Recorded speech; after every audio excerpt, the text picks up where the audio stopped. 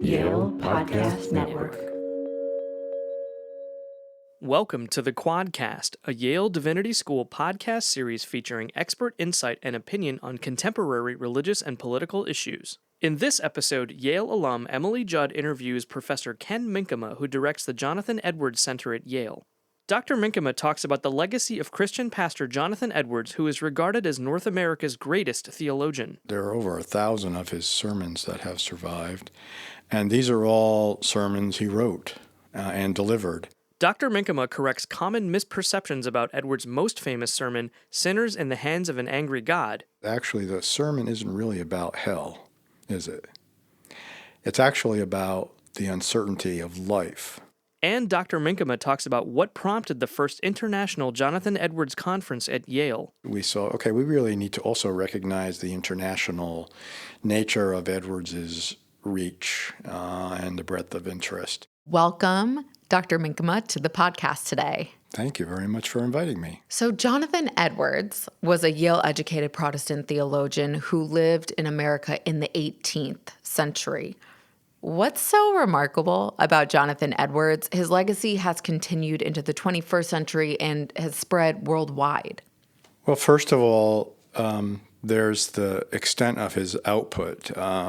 He wrote a tremendous amount, which has been preserved, and actually Yale owns the great majority of that collection. The range of his writings is really impressive and comprehensive.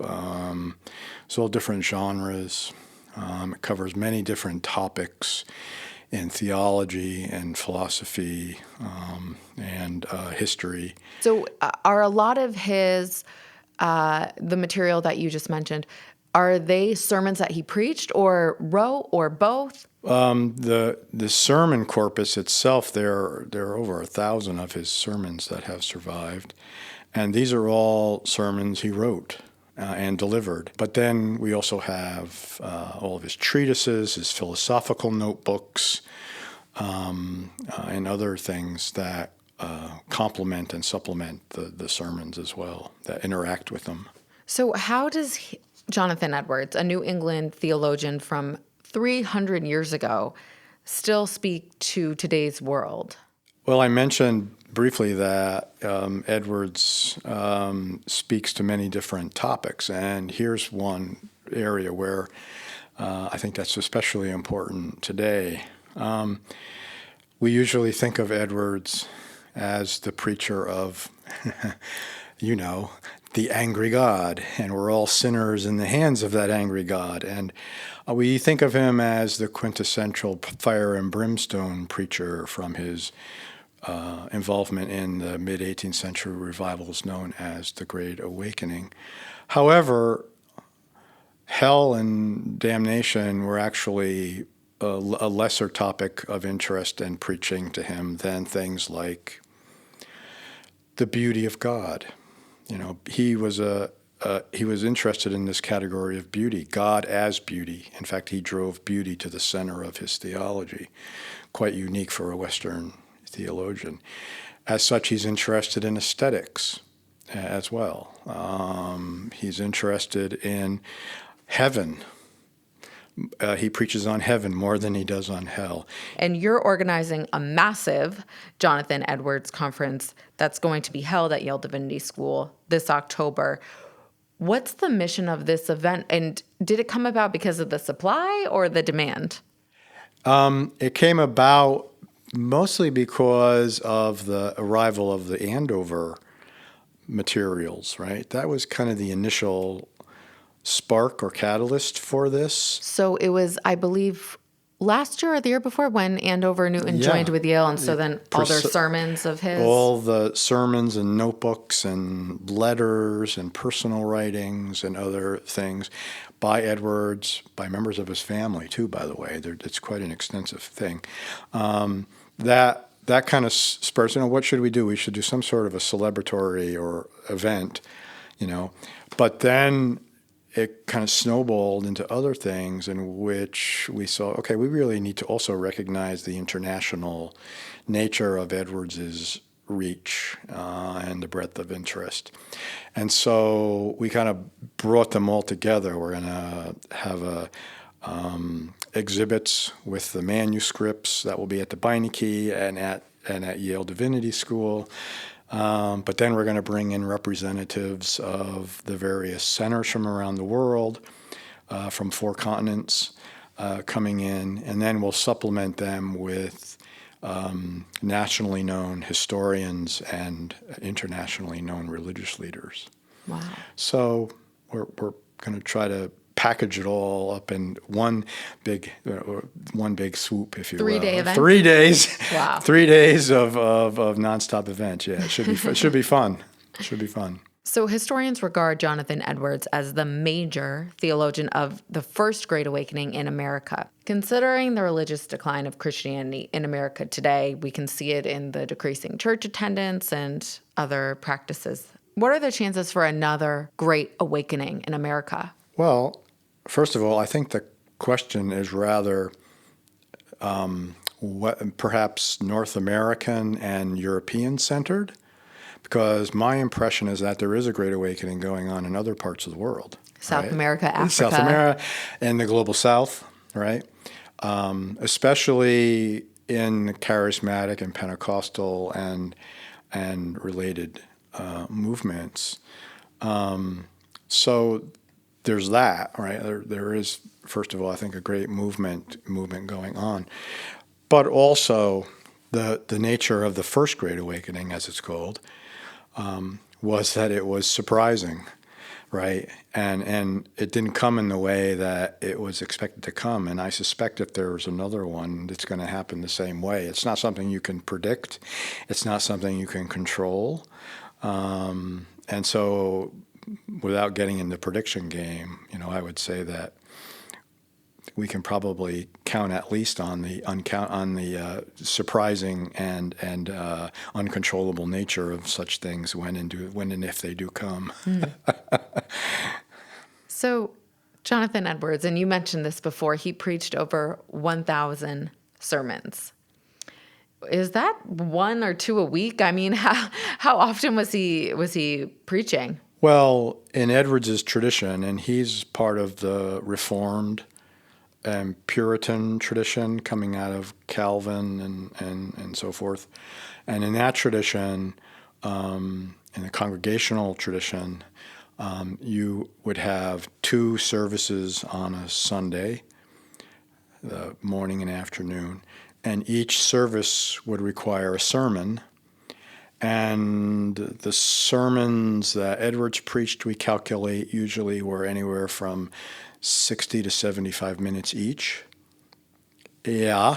He's preaching for over an hour. You preach for over an hour. Yeah. Oh, my gosh. Yeah. Do you know, was he memorizing or was he reading it off the paper? I mean... Yeah, I think it was a bit of both. You have to remember it was an oral culture.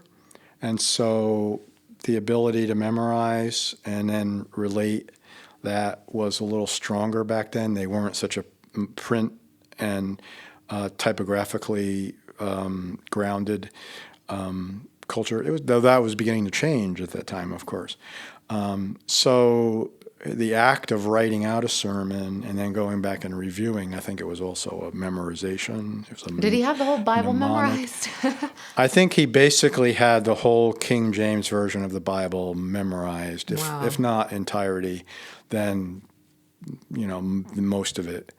That's pretty clear to me, the way that he was able to quote scriptures in his manuscripts and so forth. So if you had to choose one of Jonathan Edwards' sermons for our listeners to read, would it be Sinners in the Hands of an Angry God, or would it be another sermon that maybe is more representative of his overall preaching career? We used to run from that sermon and just do anything to divert people away from it. But I say, go ahead and read it, right? Engage with it and let it challenge you. But then don't just read that. That's part of the problem, that millions of students in high school and colleges have been kind of sentence to read that one sermon, and then that stands as the proxy of the entire Reformed and Puritan tradition in America, right? Which is, of course, totally bogus. So go ahead and read it. Let's embrace it. But then when you do that, also read a sermon like A Divine and Supernatural Light, in which Edwards talks about the nature of the regenerating power of the Holy Spirit. And he talks about it as that supernatural and divine light. And that's an encounter of the individual with the deity, right? And how that totally changes your entire perspective and reorients you anew, right? That's the kind of thing you have to do, is find something maybe to balance that out. So that's what I have my students do, for example. What is a belief or view Jonathan Edwards held that may shock people? Well, the most obvious would be slavery. He condoned it? Yes, he believed slavery was a biblically ordained institution, right? So, what do we do with that? Well, we have to recognize it up front, and I know that's a big hurdle for a lot of people, especially obviously for our African American brothers and sisters. But I think you can still get a lot out of Edwards once that's recognized and confronted. There's also, along with that, we have to understand that Edwards was part of a line that was leading to the call for the abolition of slavery. Edwards owned slaves. He believed slavery was biblically ordained. And yet he also in his lifetime came to realize that the slave trade was evil. And so he denounced that. So it's this halfway kind of measure, a step toward it.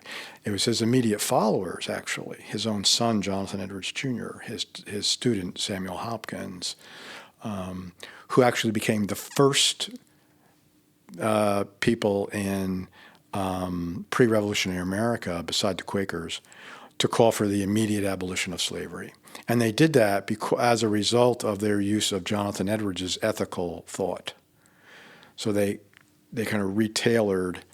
So maybe his legacy actually was so applied right, differently. So in sort of practical ways and in intellectual ways, Edwards influenced it. So what I try to emphasize is that while Edwards was clearly out of step in terms of social justice in this case, he was on a journey. And I think if he had lived longer, he may have come actually fuller circle on that particular issue. I know that Sinners in the Hands of an Angry God does not characterize completely Jonathan Edwards, but can you give a little bit of an explanation of why that sermon is his most famous work? What is it about that sermon that has stuck for so long? Well, first of all, because it's just a ripping good sermon, right? And maybe there are only certain, communities of Christians that can appreciate it as such. But also, it's a masterpiece of rhetoric. Edwards is there bringing together, as I count it, no less than 24 different images from Scripture, tropes, images, and so forth, bringing them together and building them to create this effect of, not so much hellfire and brimstone, because actually the sermon isn't really about hell, is it? It's actually about the uncertainty of life and when you're going to be called from that to be accountable to God, right? And so Edwards does everything he can to impress upon the hearer the tentativeness of that. So the ground on which you walk is a thin, rotting covering that you're going to fall through at any moment. You're like a little spider hanging from one little thread and the thread is fraying, and you might fall at any moment. God is holding back. He's damming up the waters of his wrath. God has the bow with the arrow on it, right? And it's aimed right at your heart, like this, right? And you don't know when he's going to let go, right? So it's all these images of suspension and suppression there. And he gathers them all up and takes them along and builds this effect. It's also, though, and thoroughly modern for his time, because these are notions of gravity. And who just, in his lifetime, described the theory of gravity? Newton? Newton, exactly. I got that answer right. So Thank God. So Edwards is reading Isaac Newton. He's reading John Locke about human psychology. He's reading Newton on universal laws, right? And so these are influencing. These are all parts of Sinners in the Hands of an Angry God, right? Edwards' philosophy is in there as well. This whole notion of God, everything totally dependent upon God, God creating and recreating everything from moment to moment. And if God decides that God is not going to do that anymore, everything would dissolve into chaos. Now, right? So it's this radical kind of dependence of everything upon a creator who is intimately concerned and involved with creation, which is totally against the kind of polite, deistic God that is emerging in the 18th century, the Enlightenment God, right? No, did he choose the title? Because, okay. He didn't actually. It was kind of supplied for him. I mean, because to label God as angry. Yeah. I think the publisher actually supplied that because the doctrine is that has to do with, not knowing when, God is going to take you out of the world, and it's at God's pleasure that this happens. It's this arbitrary kind of mysterious, almost kind of working of God, and so this sermon should probably be titled differently. I mean, angry God doesn't seem like it's getting the same idea. Yeah, maybe, but I think the name is pretty much stuck by now. So I think you're right. Yeah. Well, thank you so much, Dr. Minkema, for joining us today. We learned a lot about Jonathan Edwards. No, well, thank you for having me.